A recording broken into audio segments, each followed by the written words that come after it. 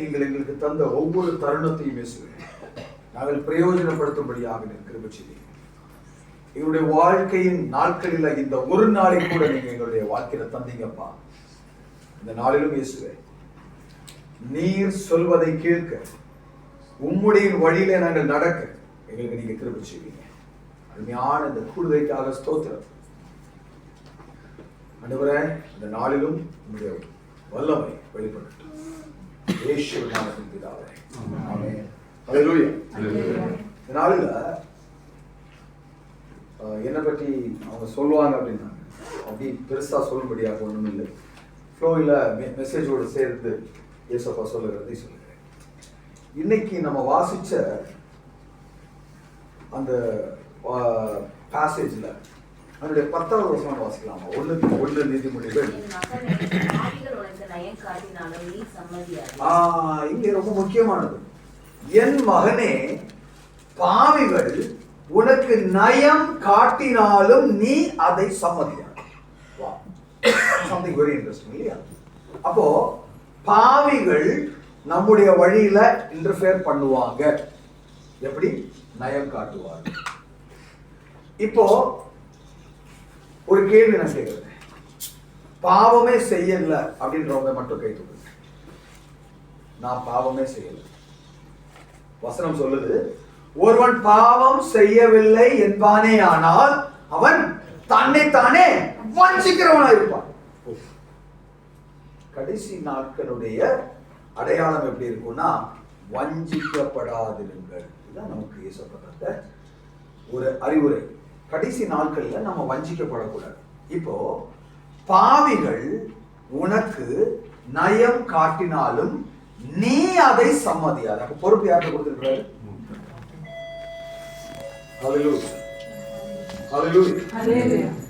ஆதி காலத்துல 1ஆம் நூற்றாண்டுல வந்த கிறிஸ்தவம் சில காரணத்தினால தொலைஞ்சு போச்சு. அந்த தொலைந்து போன கிறிஸ்தவத்தை 18ஆம் நூற்றாண்டுல ஐரோப்பியர்கள் வந்ததுனால பொடி தட்டி கொஞ்சம் எடுத்தாங்க. பொடி தட்டி எடுத்த கிறிஸ்தவத்தை நம்ம கொஞ்சம் ஏத்துக்கிட்டோம். ஆனா 1ஆம் நூற்றாண்டுல ஏசியாவில் வந்த கிறிஸ்தவம் எப்போ ஏசியாவில் கிறிஸ்தவம் வந்துருச்சோ அப்போவே நம்ம கிடைச்சிருச்சு. கரெக்டா? 1ஆம் நூற்றாண்டுல தமிழ்நாட்டுக்கு வந்துருச்சு, தோமா மூலியமா வந்துருச்சு. இந்த வந்த கிறிஸ்தவம் பல காரணங்களால அழிஞ்சு போச்சு. எப்படி அழிஞ்சு போச்சுன்னா நயம் காட்டுதல். பாவிகள் வந்து நம்முடைய வழியில நின்னதுனால. இப்போ பாவிகளை ரட்சிக்க கிறிஸ்து இயேசு உலகத்தில் வந்தார் என்கிற வார்த்தை எல்லா அங்கீகரிப்புக்கும் பாத்திரமாக. இப்போ அருமையான சகோதரர் யூகேல இருந்து வந்திருக்காங்க. யூகேல இருந்து யூரோப்ல இருந்து 18ஆம் நூற்றாண்டுல மிஷனரிகள் வந்ததுனாலதான் இங்க கன்னியாகுமரி எத்தனை பேர்?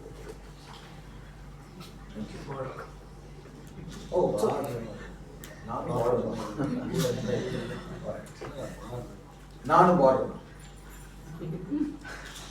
இப்போ நம்ம கன்னியாகுமரியில முதல் சபை எதுன்னு தெரியலாம்? தேங்க்யூ. யார் சொன்னா? ஓகே. அதனுடைய ஃபவுண்டர்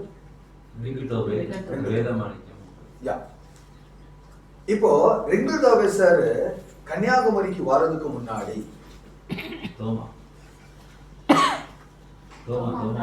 இல்ல அதான் போயிடுச்சு. அது காணாம போயிடுச்சு. காணாம போனதுனாலதான் ரெங்குல்தோவே சார் கன்னியாகுமரிக்கு வந்ததுனால வர்றதுக்கு முன்னாடி அவரு ஒரிசா தான் வந்தார். இந்த ஹிஸ்டரி தெரியுமான்னு தெரியல. பிள்ளைகளுக்கு நம்ம ஊர்ல இருந்து வெளியே வந்திருந்தாலும் தயவு செய்து கொஞ்சம் சொல்லிக் கொடுக்கலாம். ஒரிசால வந்தவர் திரும்ப போயிட்டார். மறுபடியும் அவர் யூரோப்புக்கு போயிட்டு லண்டன் மிஷன் சொசைட்டியா மூலமாக இந்தியாவுக்கு வரும்போது அவர் அங்கிருந்து கிளம்பும் போதே ஒரு நோக்கத்தோடு வந்தார். அந்த நோக்கத்துக்கு காரணம் மயிலாடியை சேர்ந்த ஒரு நபர். அவருடைய பேர் நான் 2 நாளுக்கு முன்னாடி ஞாபகப்படுத்தணும்னு நினைச்சேன், மறந்துட்டேன். ஞாபகம் சொல்றேன். அந்த நபர் திருச்செந்தூருக்கு போனார் காவடி எடுக்க திருச்செந்தூர் போனவர் தேவனுடைய சத்தத்தை கேட்கிறார். அவருடைய பேர் மகாராசன். இவரு காவடி எடுக்க போனவர் இயேசு கிறிஸ்துவை அறிந்து இங்க வந்து எல்லார்ட்ட சொன்னோம் பைத்தியக்காரன் சொன்னார். இந்த பைத்தியக்காரனாக மற்றவர்களால் சித்தரிக்கப்பட்ட இந்த மனுஷர் போய் எங்களுக்கு ஒரு மிஷனரி வேணும்னு கேட்டு அவருக்கு எல்லா சலுகைகளும் செய்து கொடுத்து அப்படிதான் ஃபார்ம் ஆச்சு. அந்த டைம்ல பெந்தேகோஸ்தே உண்டான்னு கேட்டா எனக்கு தெரியாது. ஆனா 1ஆம் நூற்றாண்டுல பெந்தேகோஸ்தே இருந்தது. இப்போ நமக்கு எல்லாருக்கும் நம்ம வெளியில வந்ததுக்கு அப்புறம் நமக்கு எல்லாருக்கும் ஒரு பெந்தேகோஸ்தே அனுபவம் நமக்கு கிடைச்சிருக்கு. நேற்றுக்கு அருமையான ஒரு சகோதரர் சொன்னார், இந்த எலெக்ஷனே இல்லாம சர்ச் நடக்குது. இன்னைக்கு அதை விட சந்தோஷமா இருக்குது. இப்படி எல்லாம் வீட்டு கூட்டம் இப்ப ஊர்ல பார்க்கவே முடியும். முடிஞ்சவங்களுக்கு போட்டோ எடுத்து அனுப்பி கொடுங்க. சாரி டு சே, வீட்டு கூட்டம் முடிஞ்சு போச்சாங்க. பெண்கள் சங்கம் காணாம போச்சு. இப்போ கிறிஸ்தவ சுயசை குடும்பத்தில் பிறந்த நானு, எனக்கு தேவனுடைய தேவை இருக்கா இல்லையா அப்படின்னு கேட்டா 100% இருக்கு. ஒரு கிறிஸ்தவ அப்பாவுக்கும் ஒரு கிறிஸ்தவ அம்மாவுக்கும் ஒரு குழந்தை பிறந்தால் அது கிறிஸ்தவ குழந்தை ஆகாது, வழிநடத்த முடியும். ஆனா அந்த கிறிஸ்துவில் அந்த குழந்தை வளர வேண்டும், வளர்ந்து அது கிறிஸ்தவமாகணும். அப்படி ஆகலைன்னா இயேசு கிறிஸ்து யூதராகத்தான் இருந்திருப்பார், பவுல் யூதராகத்தான் இருந்திருப்பார். ஒரு நிமிஷம் வீடியோவை பாஸ் பண்ணலாம். ஒரு முக்கியமான ஒரு விஷயம். இப்போ இயேசு கிறிஸ்து யாரை உருவாக்குறாங்க? மனுஷன். நான் திரும்ப வரேன். நம்ம வாசிச்ச வசனம், மனுஷர்கள் உங்களுக்கு நயம் காட்டினாலும், பாவிகள் உங்களுக்கு நயம் காட்டினாலும் நீங்க சம்மதிக்க கூடாது. எங்கிருந்தோ ஒரு பாஸ்டர் வந்தாரு, பாஸ்டர் வந்ததெல்லாம் சொன்னாரு, கோட்டெல்லாம் போட்டிருந்தாரு, கண்ணாடி எல்லாம் வச்சிருந்தாரு, ஹிந்தியில பேசினாரு, இங்கிலீஷ்ல பேசினாரு, தமிழ்ல பேசினாரு, மலையாளத்துல பேசினாரு, பிரச்சனை இல்ல. நான் சொல்லுகிற ஒவ்வொரு வார்த்தையும் நீங்க பைபிள்ல இருந்து உங்களுக்கு கன்ஃபர்மேஷன் கிடைச்சா மட்டும் இருக்கும். உங்களோட இயேசு கிறிஸ்து பேசல, பாஸ்டர் கன்னியாகுமரியில வந்தாரு, கண்டிப்பா சொந்தக்காரரா தான் இருப்பாரு அப்படின்னு நினைச்சீங்கன்னா தப்பு. பாவிகள் உங்களுக்கு நயம் காட்டினாலும் சம்மதியாதே. அதை நம்ம சம்மதிக்க கூடாதுன்னா தேவனுடைய வசனத்தை அறிந்திருக்க வேண்டும். இப்ப தேவனுடைய வசனம் என்ன சொல்லுதுன்னா, கிறிஸ்து பிதாவாகிய தேவன் மனிதனை தமது சாயலாக படைத்தார் இல்லையா? அப்போ இயேசு உருவாக்குனது முகத்தை வைத்து அல்ல. அப்ப எப்படி உருவாக்குனாரு? பிதா என்றும் குமாரன் என்றும் பரிசுத்தாவி என்றும் திரியேக தெய்வமாக இருக்கிற திரியேக தேவன், மூன்றில் ஒன்றாக இருப்பவர், ஒன்றில் மூன்றாக இருப்பவர் நம்மளை படைச்சார். அப்ப நம்மளை எப்படி படைச்சிருப்பாரு? நம்மளையும் மூணாக படைச்சிருப்பார். நம்ம எப்படி மூணு? அருமையான என்னுடைய கிறிஸ்துவ சகோதரத்தை கேட்டா சொல்லுவாங்க, ஆவி, ஆத்மா, சரீரம். சந்தோஷம். இதே இது ஒரு ஹிந்து சகோதரத்தை கேட்டா என்ன சொல்லுவாங்க? சிவன், பிரம்மா, விஷ்ணு. அது அவங்களுடைய தெய்வம். அவங்க தெய்வம் நினைக்கிறோம். ஒரு இஸ்லாமிய சகோதரன் என்ன சொல்லுவாங்க? ஆவியும் இல்ல, ஆத்மா இல்லை அப்படின்னு சொல்றதுக்கு வாய்ப்பு. ஒரு ஏத்திஸ்ட கேட்ட என்ன சொல்லுவாங்க? கடவுளே இல்லை, நான் யாருன்னு தேடிட்டு இருக்கேன்னு சொல்லுவாங்க. பாவிகள் நயம் காட்டினாலும் சம்மதியாதே. இந்த உலகத்துல இவ்வளவு டினாமினேஷன் வர்றதுக்கு காரணமே அதுதான். நாம் சத்தியத்தை அறியாமல் இருக்கிறதுக்கு நம்மளை பிரிச்சு வச்சிருக்காங்க. எப்படி பிரிச்சாங்க? பைபிள், உங்க பைபிள்ல ரெட் கலர் இருக்கா? பைபிள்ல ரெட் கலர் இருக்கா? அவங்க சொல்லுங்க. அவங்க எல்லாம் ஒரு குரூப். உங்க பைபிள்ல ரெட் கலர் இல்லையா? அப்ப நீங்க வேற குரூப்.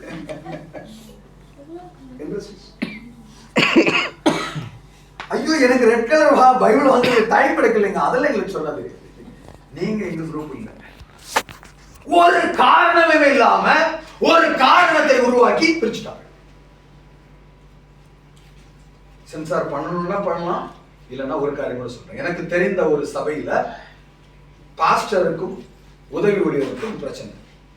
இப்ப பாஸ்டருக்கு சப்போர்ட் பண்ற ஒரு குரூப், உதவி ஊழியருக்கு சப்போர்ட் பண்ற ஒரு குரூப். பாஸ்டருக்கு சப்போர்ட் பண்றவங்க போய் அப்பத்தை மட்டும் வாங்கிட்டு திரும்ப வந்தாங்க. உதவி ஊழியருக்கு சப்போர்ட் பண்றவங்க போயிட்டு திராட்சரசத்தை மட்டும் வாங்கிட்டு திரும்ப வந்தாங்க. இது பாஸ்டருடைய குற்றமா இல்ல விசுவாசோட குற்றமா? பாஸ்டருடைய குற்றம். மேய்ப்பர்களை தந்திருப்பது ஆடுகளை மேய்க்க. பிள்ளைகளுக்கு தெரியாது, சபை மக்களுக்கு தெரியாது. நீ அபாத்திரமாய் பந்தையில் சேர்ந்தால் செத்து போவாய் என்று சொல்லிக் கொடுக்க வேண்டிய பாஸ்டர் அந்த பிரச்சனைக்கு ஒரு முடிவு வரணும்னா சத்தியத்தை அறிய வேண்டும். சத்தியம் உங்களை விடுதலையாக்கும். நயம் காட்டினாலும், திரும்ப சொல்றேன், பாவிகள் உங்களுக்கு நயம் காட்டினாலும் அதை சம்பாதியாது. இப்ப மூணாக படைத்த தேவன், நான் உங்கள்கிட்ட ஒரு கேள்வி கேட்கிறேன். நான் ஒன்னா மூணா?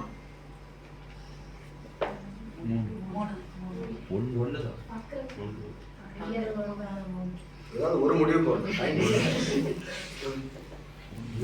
நான் ஒன்னா மூணா? அப்ப பிப்ளிக்கலி தேவன் எப்படியோ அப்படியே என்னை படைத்தார். அப்படின்னா நான் மூணா தானே இருக்கணும்.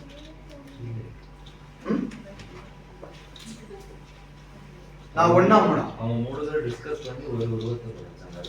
மூணு பேர் சேர்ந்து ஒருத்தங்களை படைச்சாங்க. அப்ப மூணு பேர் அங்க இருந்தாங்க, பிதாவும் குமாரனும் பரிசுத்தாவும்.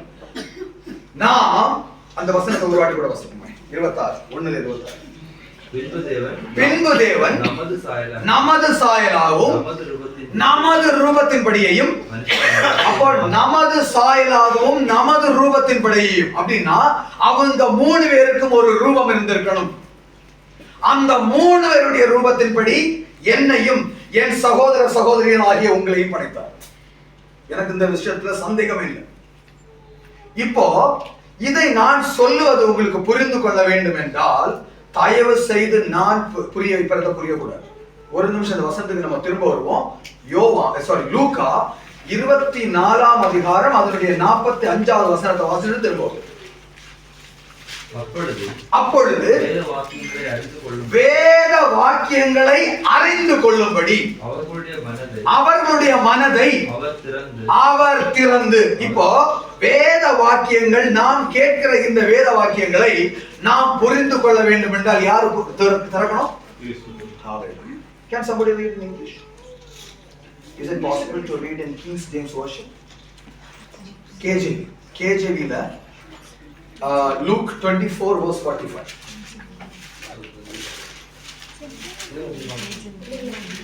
Luka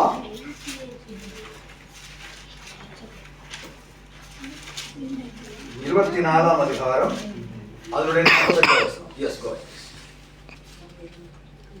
வாசிங்க யாராவது. Luke chapter 24 verse 45. 4.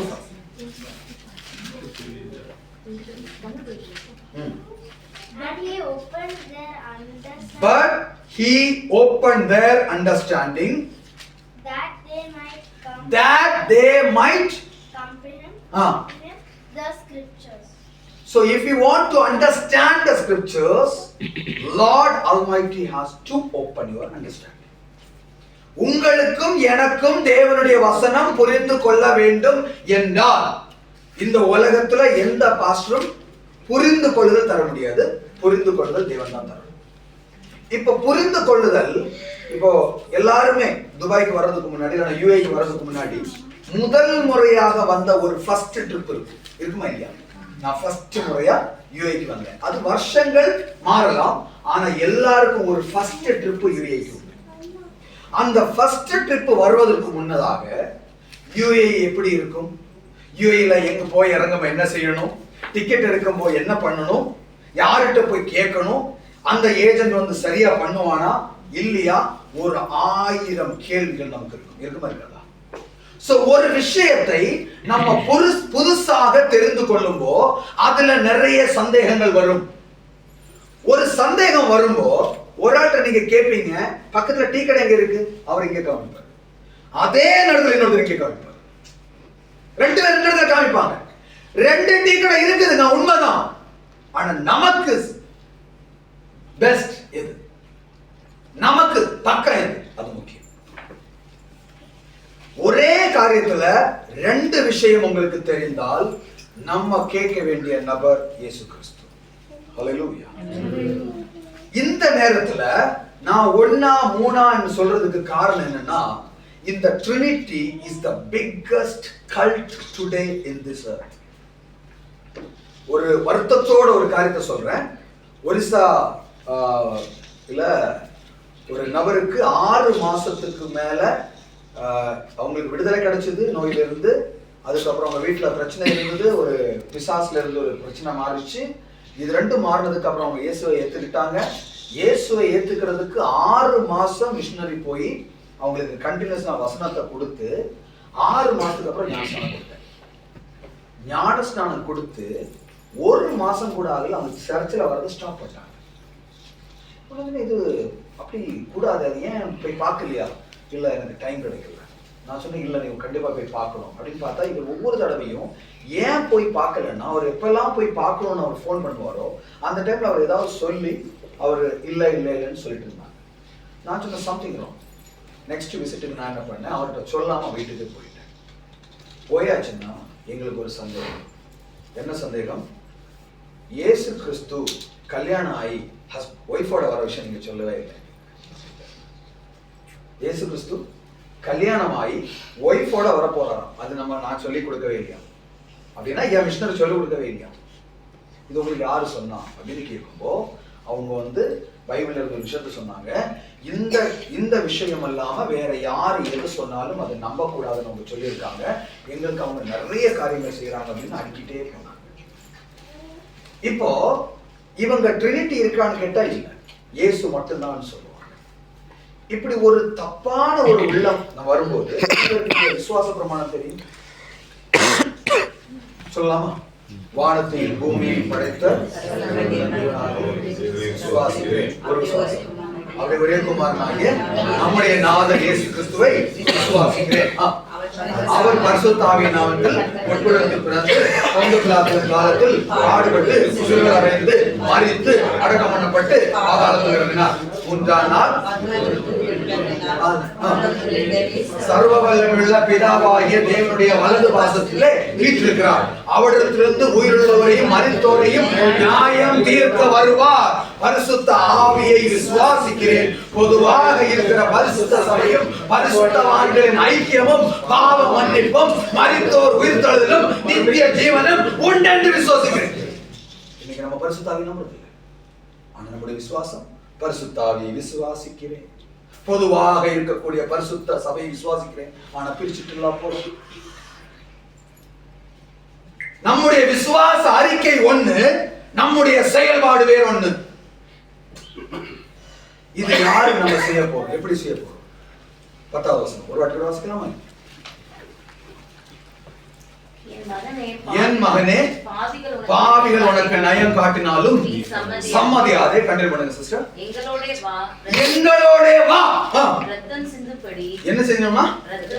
ரத்தம் சிந்தும்படி நாம் பகிர்ந்து குற்றமற்றிருக்கிறவர்களை முகாந்தரமின்றி பிடிக்கும்படி ஒளிந்திருப்போம். இப்ப பாருங்க, இங்க அவங்களுடைய இன்டென்ஷன், நயம் காட்டுவருடைய இன்டென்ஷன் ஒன்னே ஒண்ணுதான், கொலை. திருடன் திருடவும் அழிக்கவும் கொல்லவுமே அன்றி வேற எதுக்கும் வரான். இயேசு கிறிஸ்து ஜீவனை தரவும் அது பரிபூர்ணப்படவும். இப்ப பரிபூர்ணமாக ஜீவனை பெற்றுக்கொள்ள வேண்டிய நம்ம என்ன செய்யணும் அப்படின்னா, நான் இப்ப சொல்லிட்டேன், இதுக்கு நான் பதிலே சொல்லாம போயிட்டேன்னா உங்களுக்கு ஒவ்வொருத்தருக்குள்ளும் ஒவ்வொரு பதில் கிடைக்கும்.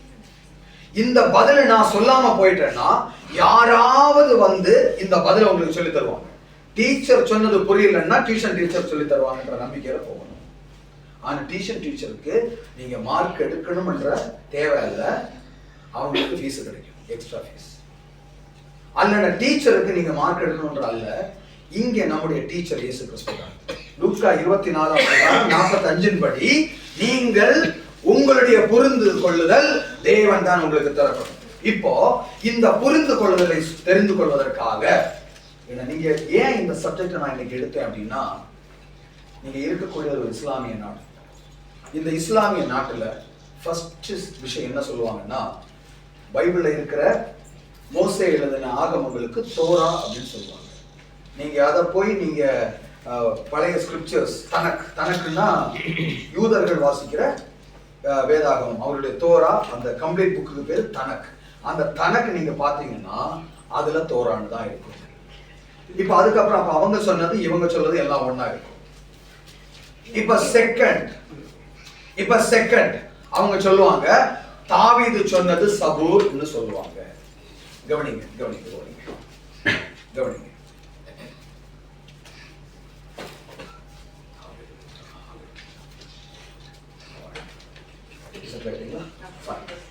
இப்போ தாவீது சொன்னது சபூர்னு சொல்லுவாங்க.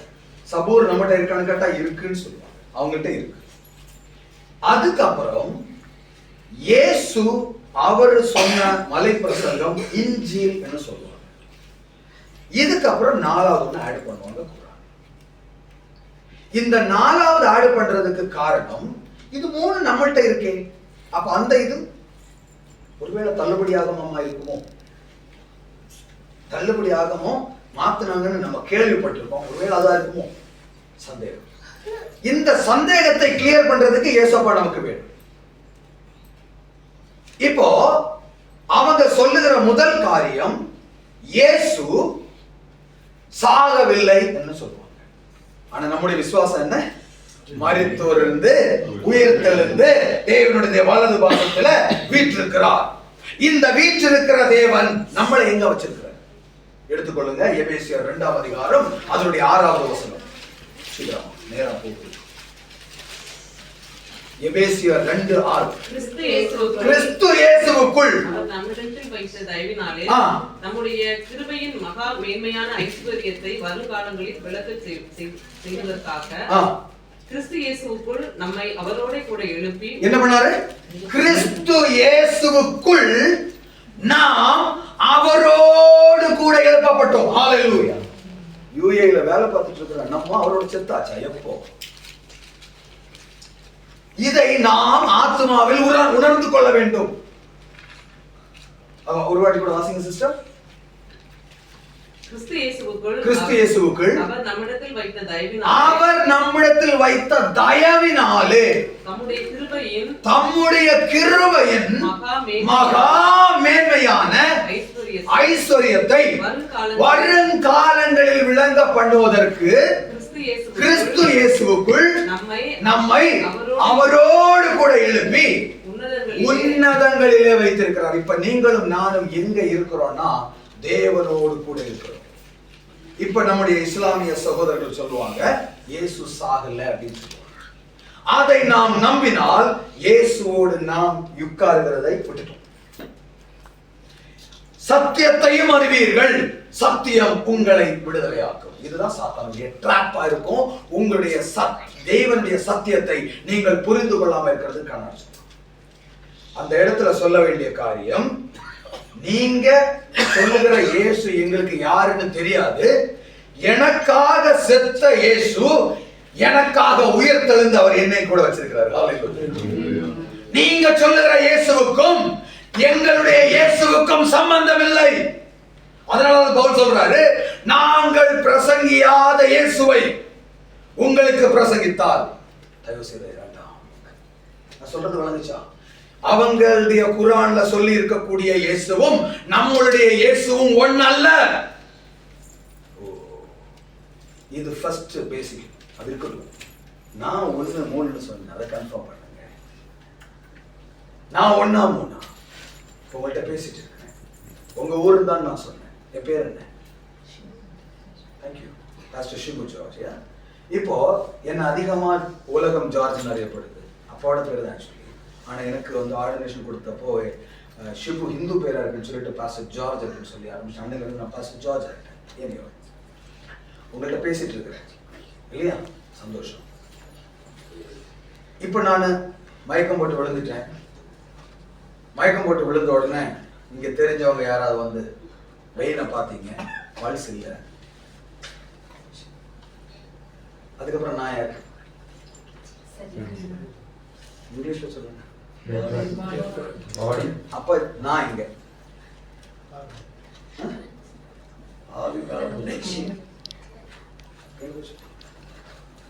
அந்த என்ன ஒண்ணு காட்டுறீங்களா? பார்க்க ஆசையா.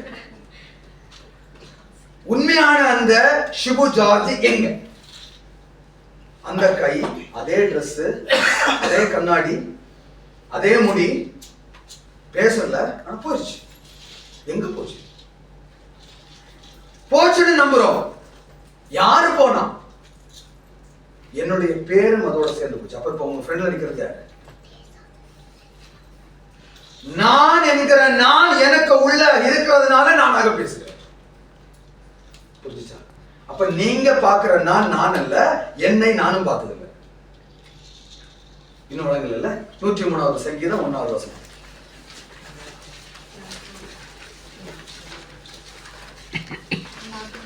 என் ஆத்துமாவே கர்த்தரை ஸ்தோத்திரி, என் முழு உள்ளமே அவருடைய பரிசுத்த நாமத்தை ஸ்தோத்திரி. என் ஆத்துமாவே கர்த்தரை ஸ்தோத்திரி, அவர் செய்த சகல உபகாரங்களையும் மறவாதே. யார் யாருக்கு சொல்றான்? தாவீதுக்கு சொல்றாரு. என்ன சொல்றாரு? என் ஆத்துமாவே கர்த்தரை ஸ்தோத்திரின்னு அவருக்கே சொல்லிக் கொடுக்கிறாரு. அப்ப சுவிசேஷம் வெளியில உள்ளவங்களுக்கு அல்ல, சுவிசேஷம் எனக்கு. நீ உலகம் முழுவதுமாக மாக்கிக் கொண்டாலும் உன் ஆத்மாவை நீ நஷ்டப்படுத்தினால் உனக்கு ஒரு லாபமும் இல்லை. சுவிசேஷம் யாருக்கு? எனக்கு. என்னுடைய சுவிசேஷம் எனக்காக தேவன் தந்த தேவனுடைய வார்த்தை.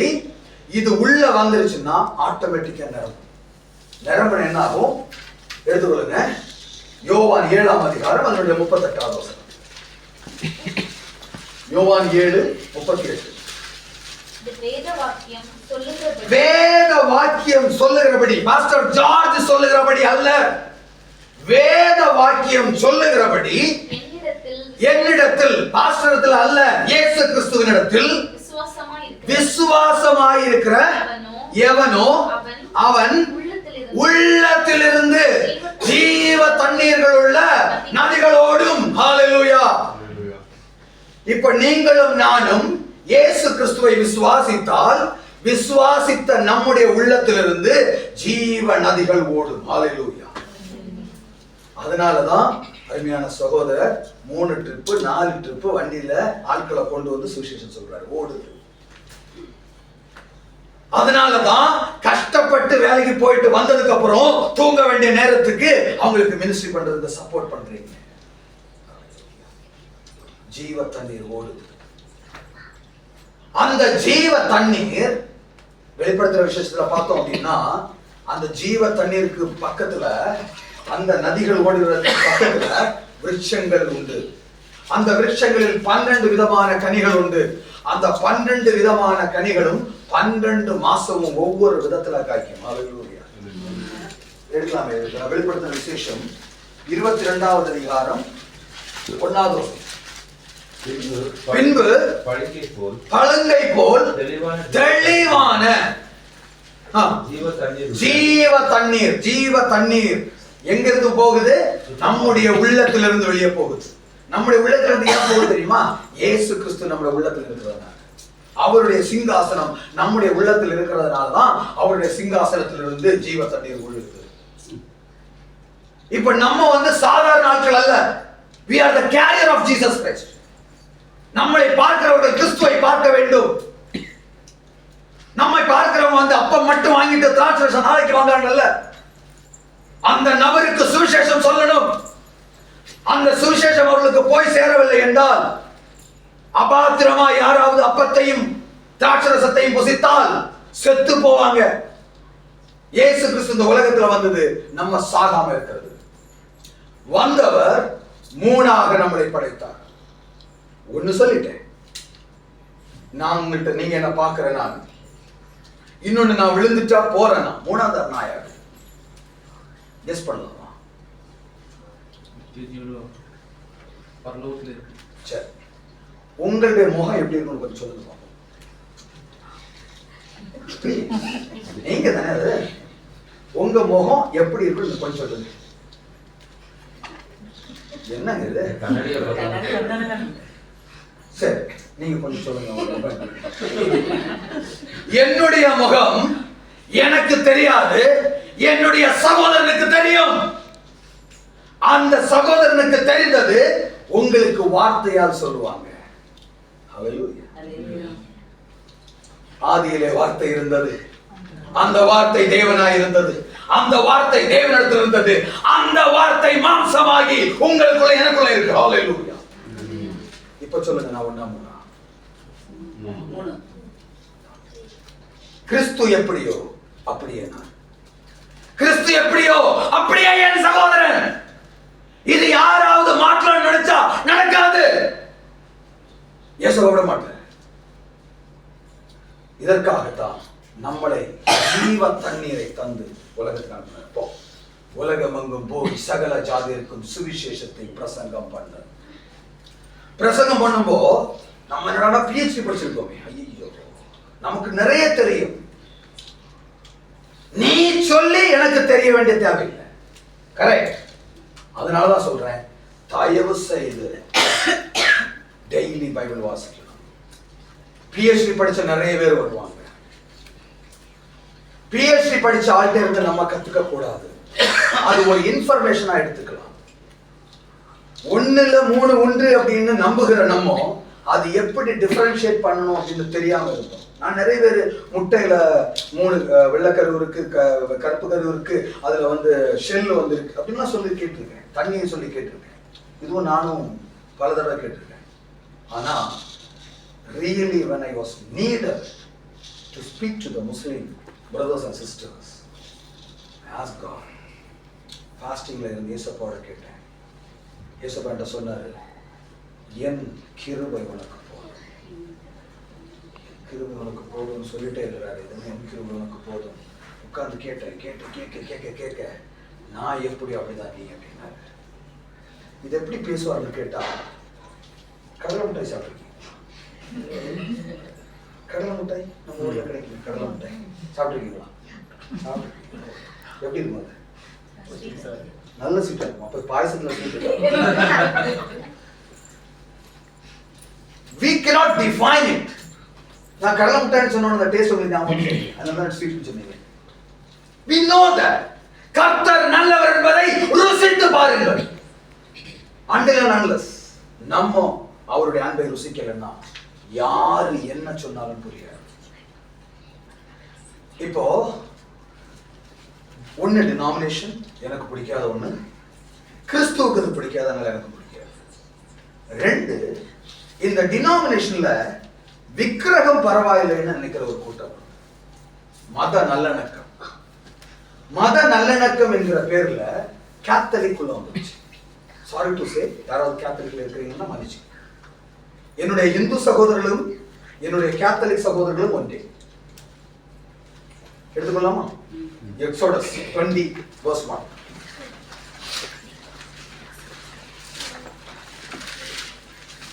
எக்ஸோடஸ்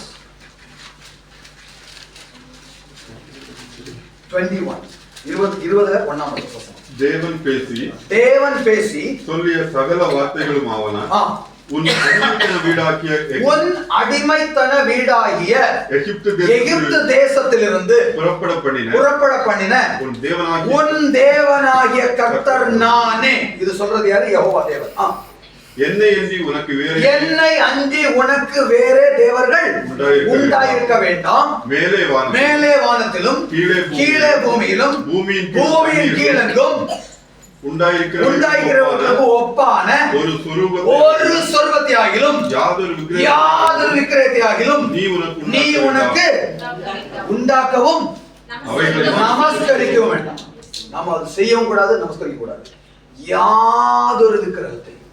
இப்போ யாரு சொன்னாங்களோ, இப்ப இயேசுவும் பிதாவும் பரிசுத்தாவியும் ஒண்ணு தானே. யார் இது சொன்னாங்களோ அவருக்கே விக்கிரகம் செய்து அவருடைய பேரையே போட்டு அவருக்கே ஆராதனை. நான் சொன்னது புரிஞ்சுச்சா? புரிஞ்சுச்சா? கிளியரா புரிஞ்சுச்சா? எக்ஸாம்பிள் வேணுமா? கடலை மிட்டாய் ஏதாவது எக்ஸாம்பிள்? எந்த இயேசு கிறிஸ்து கூடாது என்று சொன்னாரோ, கூடாது என்று சொன்ன காரியத்தை அவருக்கு எதிராக செய்து அவருக்கு பேரையே போட்டாங்க. இப்போ இஸ்லாமிய சகோதரர்கள் விக்கிரகம் இல்லைன்னு சொல்றாங்க. நம்ம சகோதரர்கள் விக்கிரகம் கூடாதுன்னு சொல்றோம், ஆனா விக்கிரகம் வைத்திருக்கிற ஒரு நபரோடு நல்ல அது சைலண்ட் பண்ணிருக்கேன். இது வந்து ஒரு ட்ராப். அந்த நேரத்துல என்ன மிஸ் ஆச்சுன்றது இருக்கும். நீங்க வீட்டுக்கு போய் சொல்லிக் கொடுங்க. ஒரு பிரசன்ட், அதாவது what I say always, Pavul சொன்னது போல பாஸ்ட் ரெவல்யூஷன் நோ ரெவல்யூஷன். என்னோட டைம் ஒரு 5 நிமிஷத்துக்கு முன்னாடி கை சொல்லுங்க. பாய் சொல்லிட்டீங்கன்னா நான் உட்கார்ந்து. முதல் காரியம் நீதிமொழிகள் 1:10. என் மகனே பாவிகள் உனக்கு நயம் காட்டினாலும் நீ சம்மதியாதே. எங்களோட ரத்தம் சிந்தும்படி நாம் பதிவிருந்து குற்றமற்றிருக்கிறவர்களாக இந்த உலகத்துல நீங்க உங்களுடைய ஒவ்வொரு நாள் பயணத்திலும் இந்த உலகத்துல ஒரு மனுஷன் கூட நல்லவனா இல்லாததுனால ஒவ்வொரு நாளும் நம்மளும் பாவி அவங்களும் பாவி, சேம் பீச் டெய்லி கிடைக்கும். இந்த பாவிகளுக்கு ஒரு கேரக்டர் உண்டு. எக்ஸாம்பிளுக்கு என் கையில ஒரு அடிபட்டுன்னு வச்சுங்க, நான் போய் ஒரு ஆயின்மெண்ட் வாங்கிட்டு வருவேன், அதை போட்டுருவேன், சரியாது. யாருக்கெல்லாம் அடிபட்டுதோ அவங்களுக்கெல்லாம் நான் இந்த ஆயின்மெண்ட்டை சஜஸ்ட் பண்ணுவேன். ஏன்னா எனக்கு அது பெஸ்ட். ஸோ நான் ஒரு விஷயத்த பெஸ்ட்னு நினைச்சிட்டேன்னா அதான் பெஸ்ட். இயேசு கிறிஸ்து அப்படி அல்ல. ஒரு ஆளுடைய கண்ணை கழுவிட்டு போன்னு சொல்லுவார், இன்னொரு ஆளுக்கு துப்பி கண்ணை அழுக்காக்கிட்டு மறுபடியும் அழுக்காக்கிட்டு போய் தழுவுன்னு சொல்லுவார், இன்னொரு ஆளுக்கு சித்தம் கொண்டு சுத்தமாகன்னு சொல்லுவார். ஸோ இயேசு கிறிஸ்து ஃபார்மலாக வரமாட்டார். இது ஃபர்ஸ்ட் தெரிஞ்சுக்கணும். ஒருத்தருக்கு ஒரு விதத்துல சரியாகுதுன்னா இன்னொருத்தருக்கு ஒரு விதத்துல சரியாது. அது இயேசுவுக்கும் அவங்களுக்கும் இல்லை. இப்போ நிறைய பேர் ஊர்ல இருந்து துபாயில வந்து துபாயில ரசிக்கப்பட்டுட்டு ஊர்ல போய் ஞானசானம் ஆகுவாங்க. ஊர்ல பாஸ்டரே இல்லாதது போல இங்க வருவாங்க. ஏன்னா இங்கே ஆப்பர்ச்சுனிட்டி கிடைச்சு. எனக்கு கன்னியாகுமரியில பிறந்தேன்னா எனக்கு கையை நான் பாம்பேல உடைச்சு, மீன்ஸ் பூனேல உடைச்சு, ஹைதராபாத் இந்தியாவில் உள்ள 4 ஹாஸ்பிட்டலில் ட்ரீட்மெண்ட் வாங்கி ஏசோப்பாட்டு இருந்த விடுதலை நான் ஹைதராபாத்ல வாங்குறேன். கன்னியாகுமரியில பாஸ்டர் இல்லாதனால இல்லை, ஆனா என்னுடைய வாழ்க்கையில இருந்த வித்து கன்னியாகுமரியில எனக்கு பாட்டு போட்டு. இன்னைக்கு நம்ம எங்க யாருக்கு சொல்றோம்ன்றது முக்கியம் இல்லை. அந்த வித்து தேவனுடைய வார்த்தை, அது முளைக்கும். ஏன் முளைக்கும்னா ஈசாயாவை வச்சு அவர் சொல்லிட்டார். எடுத்துக்கொள்ளுங்கள், ஈசாயாவின் புஸ்தகம் 55ஆம் அதிகாரம் அதனுடைய 11ஆவது வசனம். சீக்கிரமா வாசிக்கணும். அப்படியே என் வாயிலிருந்து புறப்படும் வார்த்தைகளும் இருக்கும், அது வெறுமையாய் என்னிடத்தில் திரும்பாது, அது நான் விரும்புகிறபடி செய்து நான் அதை அனுப்பின காரியத்தை வாய்க்க. இதுதான் தேவனுடைய வார்த்தை. தேவனுடைய வார்த்தை நம்ம எந்த ஒரு விஷயத்துக்காக நம்ம யூஸ் பண்ணாலும் அது வெறுமையாக போகாது. ஏசப்பாட வாயிலிருந்து ஒரு வார்த்தை வெளியே போயிடுச்சுன்னா அது வெறுமையாய் திரும்ப வராம தேவனுடைய விருப்பப்படி அது செஞ்சுட்டு திரும்ப வரும். இந்த 5 மினிட்ஸ்ல தேவன் சொல்லுகிற முக்கியமான காரியத்தை சொல்லி நம்ம ஜெபிக்க போறோம். ஹல்லேலூயா. நான் ஃபர்ஸ்ட்ல சொன்னேன், யாரு நயம் காட்டினாலும் நம்ம சம்மதிக்கணும். அதை சம்மதிக்காம இருக்கணும்னா சத்தியத்தை நாம் அறிய வேண்டும். இந்த சத்தியம் ஃபர்ஸ்ட் என்ன செய்யும்னா கன்ஃபியூஸ் பண்ண வைக்கும். இப்போ நான் சொன்னேன், இயேசுப்பா எப்படி அவரோ அப்படியே நம்மளை படைச்சார். முதல் வந்த சந்தேகம் என்ன தெரியுமா? என்ன சந்தேகம் வந்தது? எடுத்துக்கொள்ளுங்க. ஆதியாகமம் 3ஆம் அதிகாரம்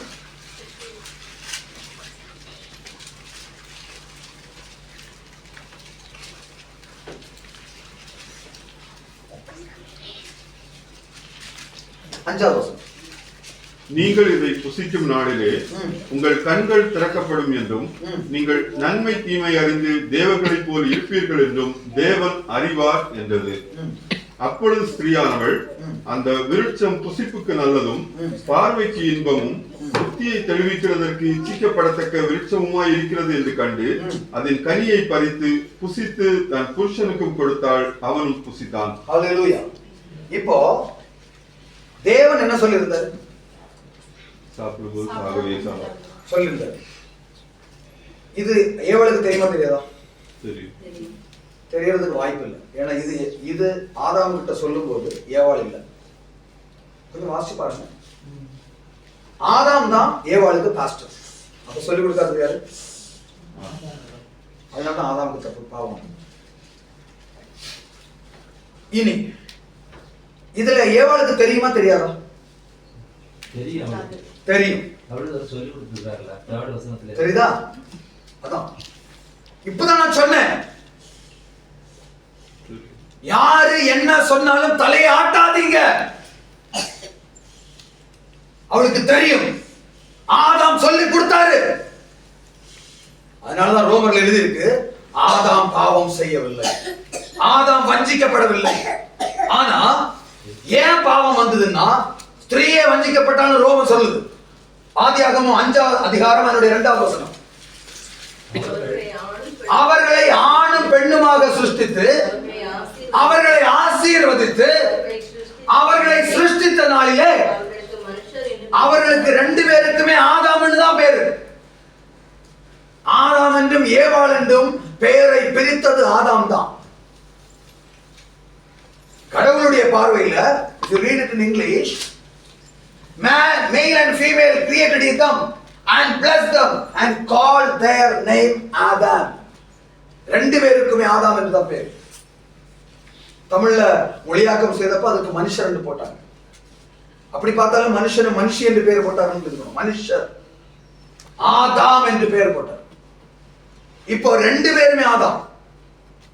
என்னுடைய பேர் ஷிபு ஜார்ஜ், என்னோட ஒய்ஃபோட பேர் மிஸ்ஸஸ் ஷிபு. 2 பேருக்கு ஒரே பேர். ஆனா பிறக்கும் 2 பேருக்கு ஒரே பேர் ஆகும்னு யாருக்கும் தெரியாது. இப்போ இந்த சத்தியத்தை அறிந்த ஸ்திரீ, அம்மா, பாட்டி என்ன பண்ணிட்டாங்கன்னா ஒரு வேர்டு கூட ஆட் பண்ணிட்டாங்க. நீ தொடவும் கூடாது, அதை அப்படின்னு சொல்லவே இல்லை. சாப்பிடக்கூடாது. We exaggerate things but we don't obey. எனக்கு தெரியும், ஒரே வார்த்தையில 4 PhD எடுப்பேன், ஆனா செய்ய மாட்டேன். பிரயோஜனம். இப்ப நமக்கு என்ன நடந்து போச்சுன்னா, இயேசு கிறிஸ்து இந்த உலகத்துல வந்தது நாம் பாவிதான் அவருக்கு தெரியும். இதுல எந்த டவுட் இல்லை. ஆனா வந்தது தன்னுடைய பிள்ளைகளுக்காக. நீங்களும் நானும் செத்து போகாமல் இருக்க அவர் இந்த உலகத்துல வந்தாரு. வந்ததை சிலுவையில முடிச்சார். எல்லாம் முடிந்தது, இனி செய்ய கொண்டு இல்லை. இதை விசுவாசித்தால் மரித்தால் ஆல்ரெடி மரிச்சிட்டோம். எங்க? ஆதாம். இப்போ இயேசு எனக்காக வந்தார் என்பதை நான் விசுவாசித்தால் 1 கொரிந்தியர் 12வது அதிகாரம் 45 வசனம்.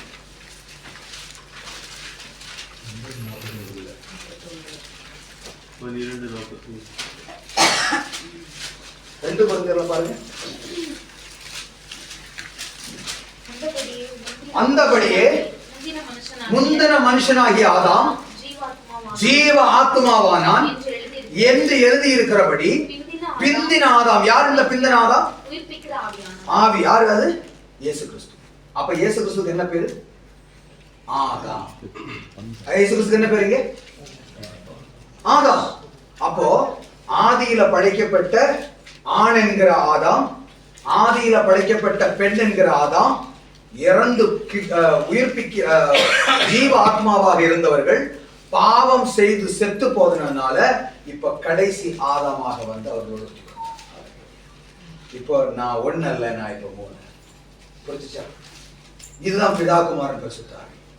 என்னுடைய ஆவி செத்து போச்சு, இப்ப எனக்குள்ள இருக்கிறது உயிர்ப்பிக்கிற ஆவி.